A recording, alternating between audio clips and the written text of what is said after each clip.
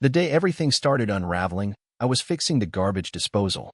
That's right, on a perfectly average Tuesday, with half my upper body shoved under the kitchen sink and my left arm deep in what I can only describe as the municipal underworld of rot and regret, my marriage began its grand collapse. You ever notice how those little mundane moments in life are the ones that blindside you? People think it's the anniversaries or dramatic midnight phone calls. Nah, it's always the garbage disposal. Rebecca was upstairs, probably alphabetizing her sock drawer or issuing a formal complaint to some customer service rep over the phone, her two favorite pastimes lately. That woman could make an Olympic sport out of asking for a manager. I swear, if there were medals for self-righteous phone tones, she'd be buried in gold. Anyway, I was elbows deep in gunk when I heard footsteps. Not the kind that come with urgency. No, these were measured, like someone descending a staircase with the dramatic timing of a Shakespearean villain. I glanced up just in time to see Karen.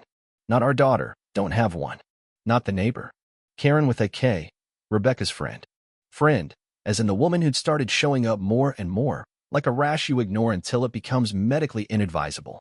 Now, I had nothing against Karen, besides the fact that she always smelled like recently opened packing tape and had the facial expressions of someone permanently enduring a root canal.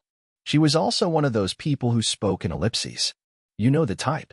Ronald, we need to talk. I wiped my hands, bracing myself for some thrilling update on gluten or the lunar cycle. What I got instead was a folder. A real one. Yellow. Manila. It was the sort of folder people in movies use to present damning evidence to senators.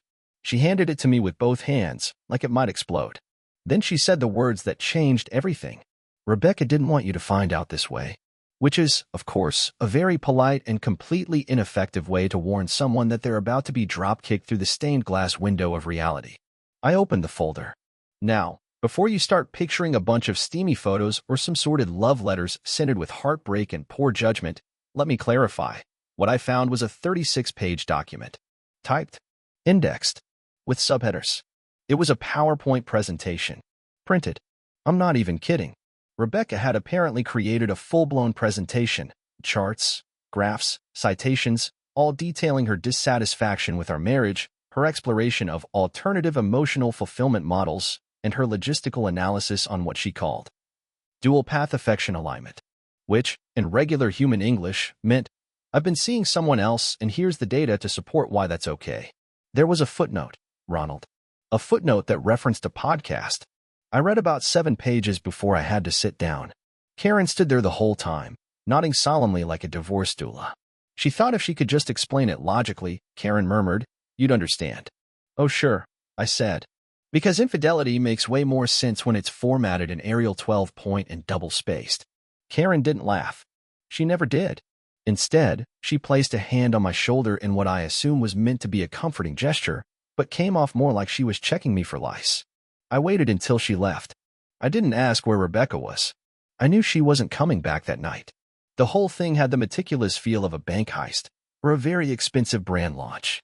Once alone, I went back to the kitchen. The disposal was still humming like it had secrets of its own. I stared at the folder. Somewhere in the middle of the appendix, there was a bar graph titled Emotional Investment Over Time. My line, it seemed, had been steadily declining since 2018. Hers, however, had recently spiked, color-coded in red, of course. I didn't cry. I didn't throw anything. I didn't even feel angry yet. Honestly, I was impressed. You gotta admire the commitment. Most people just sneak around and fumble their way through excuses. Not Rebecca. No, she practically published a white paper on the topic. The real kicker came later that night, when I opened the hallway closet. Just needed to grab the mop. Instead, I found something far more revealing, a whiteboard. One of those big dry erase ones with magnetic markers and color-coded circles. It had bullet points, deadlines, names. Turns out, Rebecca and her alternative emotional fulfillment model had a full project plan laid out like they were launching a startup. Mutual disclosure day, post-reveal cooling period, living situation optimization. Each week had an objective, a review session, and, no joke, a contingency section. I stood there, mop in hand, staring at the most passive-aggressive strategic betrayal ever devised. I didn't feel heartbroken. I felt like a middle manager who just found out his department was being outsourced via memo. And what do you do when your wife organizes her affair with more structure than your last 3 job promotions? You clean the floor. You clean the floor because that's something that still makes sense. So I did. I mopped the tile in neat lines, pausing every so often to glance back at the whiteboard, half expecting it to blink or talk. I thought about calling someone, my brother maybe, but I couldn't stomach explaining that I'd just been replaced by a spreadsheet and a calendar reminder titled Exit Strategy. No, I figured I'd sit with it for a bit. Let the absurdity settle. At some point around midnight, I poured myself a glass of iced tea and sat down in the living room, staring at our wedding photo. You know the one, standing under the big oak tree, Rebecca in that blue dress she insisted on because white was too cliché. It was a good photo. We looked happy, young, like people who had no idea what an emotional realignment phase even was. I got up, took it off the wall, and gently set it face down in a drawer. Not out of spite. Just reorganization. I figured if she could have a timeline, I could start one too. And that's how the first day ended. No tears. No shouting. Just a folder, a whiteboard, and a mop. It started with a calendar notification. Thursday morning, 9:15 a.m. sharp, I heard the familiar ding from my laptop. A pop-up appeared in the corner of the screen like an overly enthusiastic coworker with no respect for personal space. 9:30 a.m. Strategic Household Alignment Meeting Kitchen Table. Mandatory. That was new. Now, let me clarify. I don't work in corporate. I'm a self-employed cabinet maker. I use my calendar for things like measure pantry job for the Myers and replace Band-Aids in toolbox, not strategic alignment. That's something I expect from people who wear scarves indoors and use the word synergy without shame. I stared at the pop-up. No cancellation button. No rescheduling. Just 2 words under attendees. Rebecca, organizer. Ronald, obligated participant. Obligated participant. I laughed, loud enough that I startled myself. 9:30 rolls around, and like the obedient domestic partner apparently outlined in some unpublished operations manual, I walked into the kitchen. Rebecca was already sitting at the table. Laptop open. A binder next to her. Yes, a binder. We hadn't used binders since we tried budgeting together in year 3 of the marriage and realized that trying to plan joint finances was more divisive than a congressional debate. She looked up, gave a tight smile, then gestured toward the chair across from her like she was conducting a disciplinary review. I sat. Thanks for being on time, she said, like I had passed a test. This'll be smoother if we stick to the agenda. The agenda. A printed sheet slid across the table toward me. 1 page, double-spaced, titled Post-Transition Discussion Points, which already made me want to walk directly into the dishwasher and close the door behind me. I skimmed the bullet points. Communication improvements. Space reallocation. Emotional boundaries. Clarification of Ronald's expectations. Rebecca's long-term planning overview. You made bullet points, I said. I find it helps keep things constructive. You had an affair, I said, and now we're having a conference call about my tone? She folded her hands, took a breath like she was about to lead a seminar, and said, Ronald, this isn't about blame. It's about managing the situation productively. There it was. The word managing. Spoken like someone who once built a Google Doc to plan a potluck and never recovered. Rebecca had always been the kind of person who believed you could fix anything with a spreadsheet. Relationship in trouble? Make a graph. Feeling unfulfilled? Pivot table. Catch feelings for someone who isn't your husband? Apparently, that also called for binders and folders and several rounds of silent judgments. I think we need separate workspaces, she said, clicking something on her laptop. You mean like, in the house? Yes. You can use the garage. Excellent, I said. The damn shrine to forgotten paint cans. That's where I've always dreamed of doing my taxes. She didn't respond. Just moved on to bullet point number 2, which was apparently about narrative realignment. I asked her what that meant, and she said it was about reframing our personal histories in a way that was less emotionally loaded, which, as far as I could tell, meant she wanted me to stop saying things like, you cheated, and instead refer to it as her period of adaptive emotional curiosity. I leaned back in my chair. Out of curiosity, do you have a job lined up writing PR statements for tech CEOs during lawsuits? Ronald, can you try? Try what? Pretending this is normal. She exhaled. I'm trying to give us both clarity. That's why I've been documenting everything. I have logs of our disagreements from the past 18 months. I blinked. You logged our arguments? Not just arguments. All areas of concern. I created a color-coded matrix. She said it like she was revealing a secret weapon. Not even a flicker of shame. She reached into her binder, pulled out a laminated chart, and laid it in front of me. Color blocks. Labels. Columns like Ronald's energy, Rebecca's perception, and outcome satisfaction score. This is insane, I said. This is organized, she replied. I stared at the chart. In February, she'd rated my evening engagement level as a 4.2 out of 10. In April, my listening responsiveness dropped to a 3.1. By July, I'd apparently reached passive ambient presence. I didn't even know what that meant. It sounded like a setting on a ceiling fan. So, I said slowly, you've been measuring me like a weather pattern for the last year? I wanted to understand the decline, she said, as if she were talking about a company's fourth quarter earnings. I pushed the chart away. How long has this other guy been in the picture? Rebecca frowned. I'd prefer we not reduce it to labels. Like, the label affair? She gave me a look. The one she used to give waiters when they got her order wrong, but she didn't want to make a scene. I realized that's what I was now, an inconvenience to be handled with quiet disdain and a polite smile. Well, while you were compiling pie charts on my deficiencies, I said, were you seeing him? Before or after your first PowerPoint draft? Silence. I almost respected the commitment to her bit. She wasn't going to say his name. Not because she wanted to protect him, but because saying it would be inelegant. Everything had to be curated. Even the betrayal. He has nothing to do with this meeting, she finally said. I couldn't believe it. She was drawing meeting boundaries. About her own affair. I should have known something was up when you ordered that collapsible whiteboard off Amazon. That was for visual clarity. Yeah, visual clarity on how to torpedo a marriage with office supplies. She stood then, gently, gracefully, like we'd just concluded a performance review. This was productive, she said. I'll email you the summary notes. I just nodded. Because what else do you do when your wife hosts a business meeting to inform you she's reinvented her moral compass using Excel? She left the kitchen. I sat there with my agenda, the laminated performance chart, and what remained of my self-esteem. I flipped the chart over. On the back, in small letters, was the phrase, designed with empathy in mind. I laughed so hard I had to lay my head on the table. And that's how I found out. Not through lipstick on a collar. Not through a late-night confession. But through an actual, color-coded matrix. It was all very professional. Very modern. Very Rebecca. The thing about betrayal is that it's rarely subtle when the person doing it is organized to the point of using shared cloud storage. I didn't go snooping. I didn't rifle through drawers or dust off some secret envelope hidden under floorboards. No. I logged into our printer dashboard because it kept spitting out blank pages during invoice runs. That's it. I was just trying to fix the printer. Rebecca and I don't share a lot these days. Time, affection, basic respect, but we do share a Canon MX870 all-in-one with duplex scanning.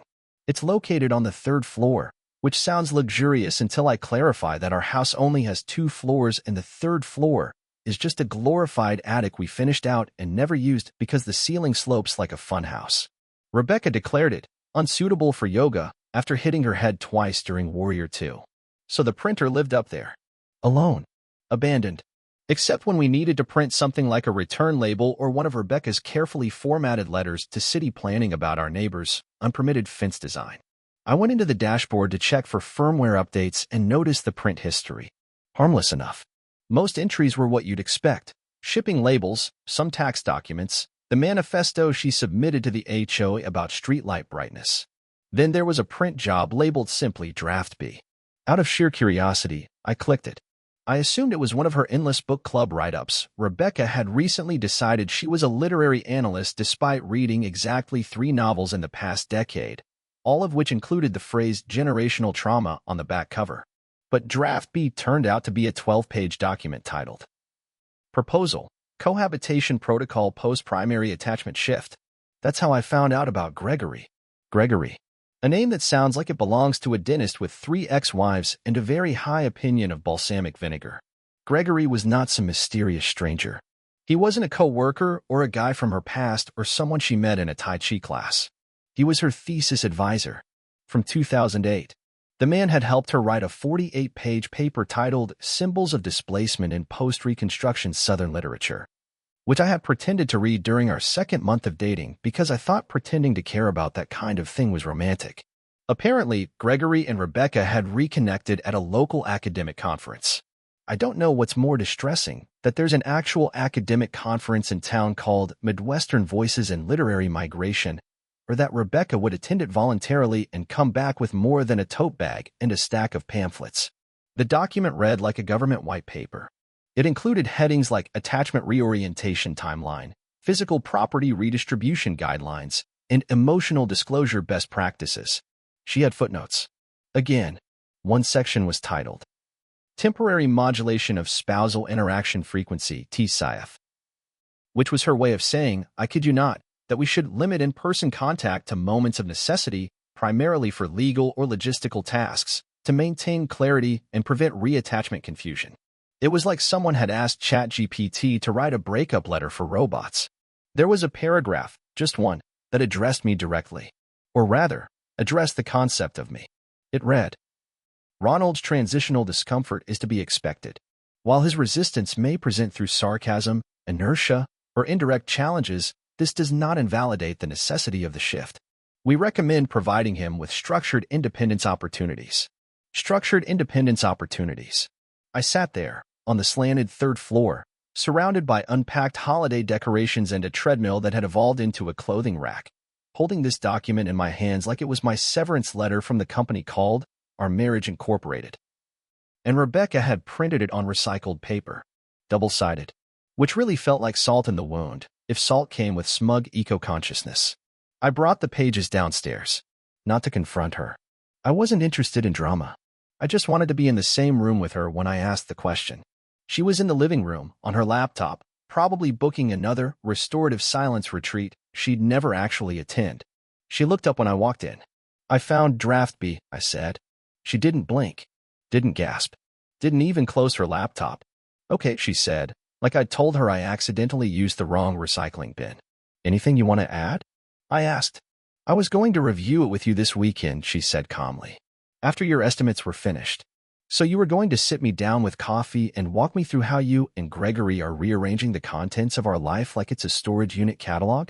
That's not what this is. Really? Because it reads like the onboarding packet for someone replacing me.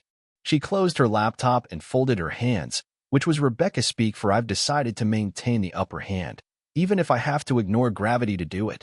Ronald, we've been growing apart for a long time. You know it. I know it.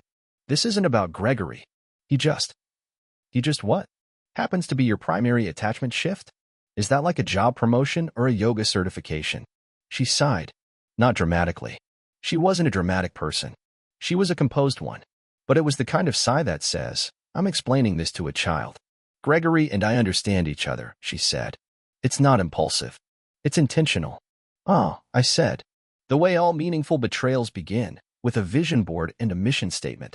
She stared at me for a moment, probably debating whether to explain more or pretend I wasn't worth further clarification. It's not betrayal, she finally said. It's transition. That's funny, I said. Because from where I'm sitting, it looks a lot like a presentation you forgot to password protect. She stood up, adjusted a non-existent wrinkle in her sleeve. I'm sorry you're hurt, Ronald. That was it. That was the emotional engagement. I'd gotten more sincerity from customer service chatbots. She left the room. I picked up the printed proposal again, flipped to the final page, and saw a checklist. The last item said, Notify Ronald, preferably through facilitated conversation or soft discovery. Soft discovery. Apparently, stumbling upon a 12-page breakup blueprint while trying to fix a printer was soft discovery. Rebecca had managed to turn the emotional gut punch of being replaced into a collaborative learning module. And that's how I met Gregory, through a printed proposal in my attic. We still hadn't said his name out loud. But don't worry, I had plans for that. The first time I actually laid eyes on Gregory was not at some forced mediation session or awkward backyard gathering. No, it happened in the most Rebecca way possible, at a public reading. To clarify, I don't usually attend public readings. Not because I'm against literacy, I'm very much pro-reading, especially when it involves baseball stats or poorly written Amazon reviews, but because they tend to attract people who describe things as textured when they mean confusing. Rebecca, however, had signed us both up to attend the event weeks ago. Back then, we were still pretending we were married in the traditional sense and not in the pending reorganization sense. The reading was hosted at the town library's multipurpose room, which smelled like warm laminate and mild panic. There were 25 chairs arranged with the kind of optimism only event volunteers could summon, and someone had gone through the trouble of printing name tags. I found mine near the entrance. Ronald Ellison, community member, which felt generous. Gregory's name tag was up front, of course, already affixed to a chair with tape like it was holding a seat for royalty. It read, Dr. Gregory Sandler, visiting scholar. Of course, he was a doctor.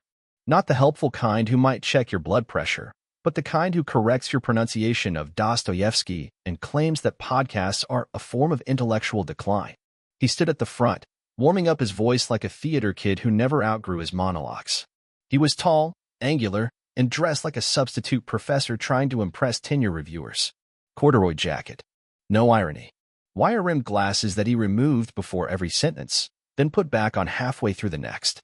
A man in constant visual crisis. Rebecca hovered nearby, managing the sign-in sheet like the hostess of a vaguely disappointing dinner party. She didn't look at me until I deliberately picked the chair with the worst sightline and sat down with the body language of someone legally required to be there.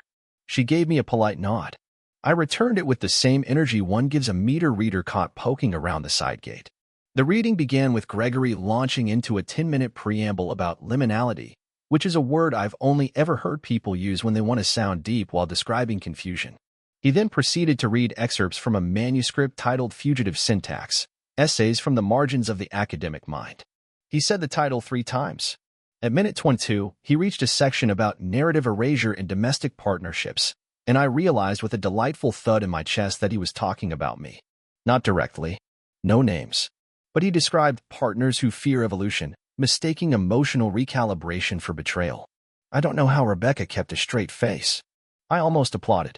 Not out of appreciation, but out of pure awe at the level of detachment it must take to sit through a man intellectualizing your personal collapse with footnotes. The Q&A was somehow worse. An older woman in the front row asked Gregory if he believed home life could be poetic. Gregory took a long pause, removed his glasses, and replied, only when it is willing to disrupt itself. And that's when I raised my hand. Rebecca tensed. You could feel it. Her mouth pressed into that diplomatic line she used when cashiers accidentally double-scanned her ginger tea. Gregory, having no idea what he was inviting, pointed to me with a benevolent smile. Yes, sir, in the back. I stood. Ronald Ellison. Community member. I gestured at my name tag. First-time attendee. Long-time husband. A few polite chuckles. Gregory, still unaware, nodded for me to continue. I just wanted to clarify, I said. When you say that domestic comfort must be disrupted in order to be poetic, do you mean poetic in the sense that it rhymes? Or poetic like when someone gets kicked out of their own garage so the guest speaker can store his bicycle? The room froze. Rebecca stared straight ahead. Gregory blinked. Once. Twice. I'm afraid I don't follow, he said, smiling a little tighter now. No, it's okay, I said. I probably just lack the proper liminality. More laughter this time. Nervous, but real. Gregory adjusted his glasses, which had now taken a permanent position in the lower third of his nose. Let's try to keep the conversation constructive, he said. Right. Constructive. Like shared Google Docs and printed protocols. That kind of constructive. Rebecca finally moved. Her hand went at her temple like she was blocking a sunbeam made of regret. I just want to thank you, I said, for helping me realize that betrayal isn't personal. It's transitional. That when someone steps on your spine on their way to enlightenment, it's really a compliment. Means you were stable enough to serve as flooring. That got one laugh. Just one. From a guy in the back who probably thought I was part of the performance. Gregory didn't respond. He looked down at his notes, then muttered something about returning to the text.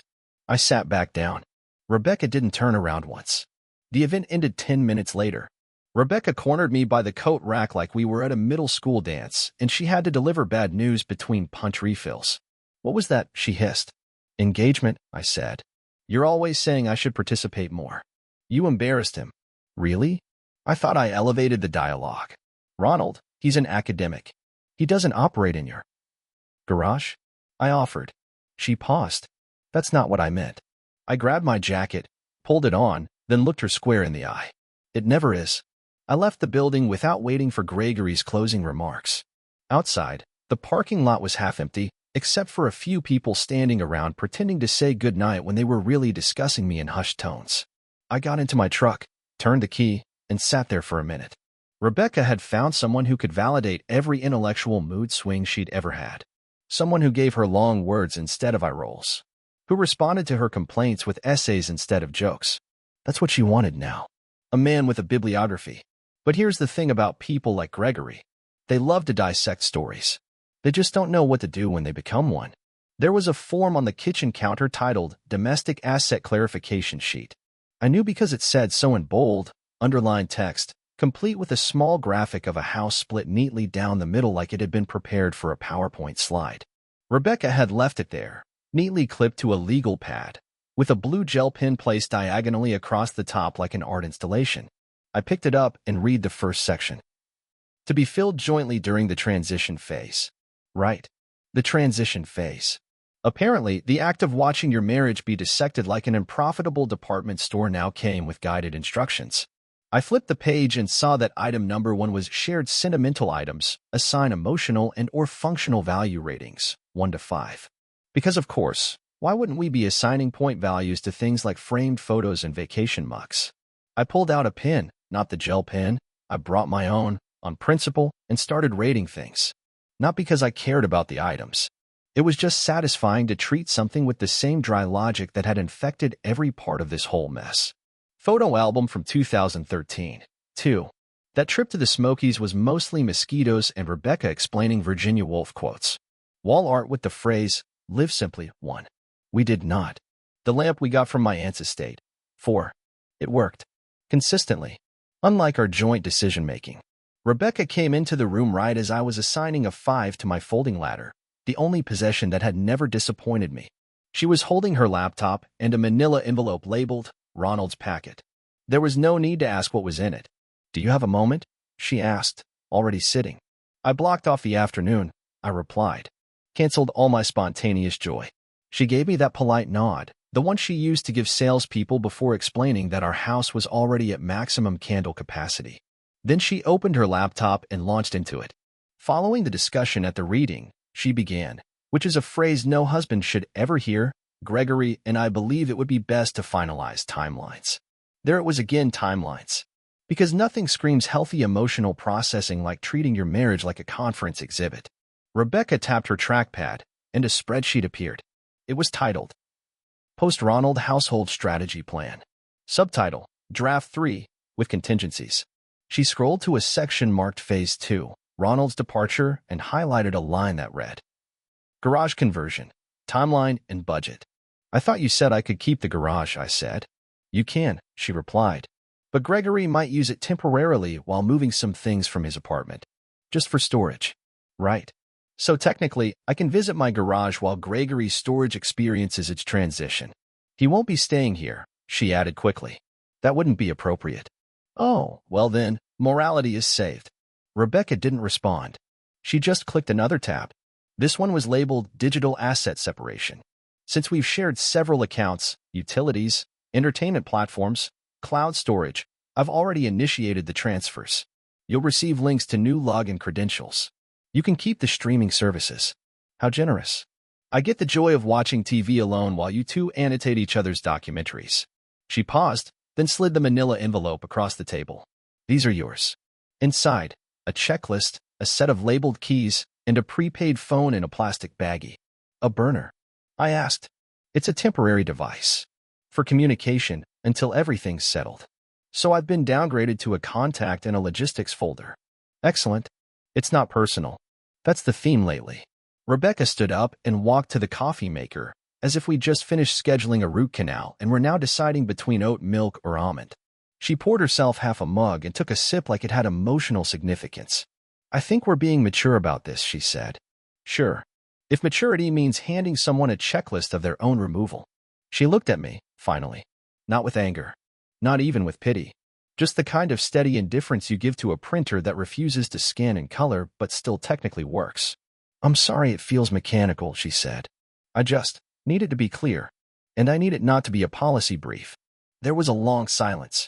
Not the meaningful kind. Just the practical kind. The kind that comes when there's simply nothing new to say because everything that mattered had been documented and filed in triplicate. I stood, took my envelope, and nodded once. I'll be in the garage, I said. Rebecca didn't stop me. I don't know what I expected her to say, maybe a sarcastic remark about my ladder's sentimental rating, or a final bullet point about respecting Ronald's transitional feelings. But nothing came. Down in the garage, I set the envelope on my workbench and just looked around. Rebecca wanted timelines. Gregory wanted intellectual closure. Everyone had a plan. So maybe it was time I had one too. The day I filed for the separation, Rebecca offered to review the language in the paperwork before I submitted it. That's not a joke. She wanted to edit my exit, as if the wording might reflect poorly on our performance metrics as a dissolving couple. I declined, politely. Told her I felt confident navigating my own paperwork without needing literary supervision. That didn't stop her from highlighting a few lines in yellow and placing sticky notes on the envelope before I left for the clerk's office. One of them said, "Consider phrasing this in a way that reflects shared growth." That was the point I stopped reading her notes altogether. Over the next few days, something shifted. She didn't come at me with more forms or instructions. She stopped rearranging furniture based on her post-Ronald energy optimization plan. And for the first time in weeks, there were no new binders introduced into the living room ecosystem. Instead, she just started, lingering. She'd pass by the garage and ask how I was doing like she hadn't been project managing my emotional decline. She offered me coffee twice. Not as a peace offering. More like a person giving a beverage to a courier dropping off an Amazon return. I didn't accept it. Then one night, she knocked on the door to the guest room. The room had recently been renamed in the folder as Ronald's Independent Transition Space. It used to be her home office. She'd already removed the standing desk and the vision board. The room still smelled faintly like dry erase markers and superiority. "I'd like to go over some things," she said. It was 8:07 p.m., which meant she'd likely scheduled this talk on her personal calendar between dishwasher cycle and read half a New Yorker article. I sat on the edge of the twin bed and waited. She didn't bring her laptop this time, which immediately made me suspicious. Rebecca without a laptop was like a fire drill without a bell. She sat in the chair across from me, folded her hands in her lap. No charts, no slides. Just that expression she used when talking to flight attendants who didn't meet her standards for gate announcements. "I've been thinking," she began, which was never a good omen. Always a dangerous pastime. She ignored that. "I think I might have handled some of this poorly." I blinked. "You think?" "I know how it looked." "Looked?" "Rebecca, you made a 12-point action plan titled Strategic Affection Redistribution. There was a glossary. I just wanted to keep it clean. And nothing says clean like Excel formulas in the breakup column." She didn't smile. Not even a twitch. This wasn't one of our usual sparring matches. Her posture was tight, like she was holding in a confession and waiting for the most grammatically correct way to phrase it. "I wasn't expecting Gregory to fall apart," she said finally. That was new. I raised an eyebrow. "Did his thesaurus break?" Rebecca looked down. That was the first time I'd seen her do that since the whole thing started. I was used to her staring straight ahead, like life was a public hearing and she was the last to testify. "He didn't move in," she said. "Yeah, I noticed. The garage is still mostly mine, minus your seasonal wreaths. He never planned to." I waited, not because I had anything to say, but because she clearly needed to fill the air with something that sounded like resolution. "He doesn't. He's not compatible with the way I function." Now that was a sentence. Not that I didn't expect it. If you spend every waking moment creating systems, eventually someone's going to remind you that people don't come with plugins. She looked at me again. I overcorrected. I'd call it more of a hostile merger. Another silence. She didn't even try to defend it. Then she said something I never thought I'd hear in a tone that lacked all of her usual presentation polish. "I missed you in the data." I had no response to that. Not because I didn't have words, believe me, I had a list, but because the sheer absurdity of the phrase had put my brain on pause. "You what?" "I missed you in the data," she repeated. "In all the models. The reviews. None of it accounted for how it actually feels not to have you there." "Well, sure. You removed me from the shared Wi-Fi before telling me you were seeing someone else. That's not exactly a scalable relationship strategy." "I know. You treated our marriage like a quarterly report." "I know. You tried to break up using pivot tables." She finally smiled. It was small, brief. The kind that happens when you know you've earned the criticism, but you're just glad someone's still talking to you. "I'm not saying we should go back to what we were," she said. "Smart," I said. "Because we're not." She nodded. I just wanted to say it. That it wasn't what I thought it would be. Gregory had unraveled. Apparently, the man who spoke in annotated statements wasn't quite as exciting when asked to fix a garbage disposal or pick up vitamin D supplements. Turns out, poetic liminality doesn't clean grout. Rebecca stood up after that, straightened her sleeves. No hug, no emotional appeal, just a quiet, "Thank you for listening," like we just closed out a particularly dull customer service call. She left the room. I looked at the walls of my transition space, still bare except for a sticky note I'd put up weeks ago that read, "Reminder, you're not a spreadsheet." I kept that note, not out of sentiment, but because it was the only sentence that had aged well in this entire circus. The next day, I signed the final papers. Rebecca didn't try to stop it. She sent a follow-up email with the subject line, "Signed. Let me know if you need anything else." It felt about right. I moved out 2 weeks later, took the ladder, left the lamp. Gregory disappeared from the scene shortly after that. No farewell event. No final paper. Just a ghost in a very verbose machine. And me? I got a one-bedroom place with exactly 0 shared calendars. No binders. No agenda items. No laminated feelings. Just silence. And for the first time in a long while, that was enough. Thanks for watching.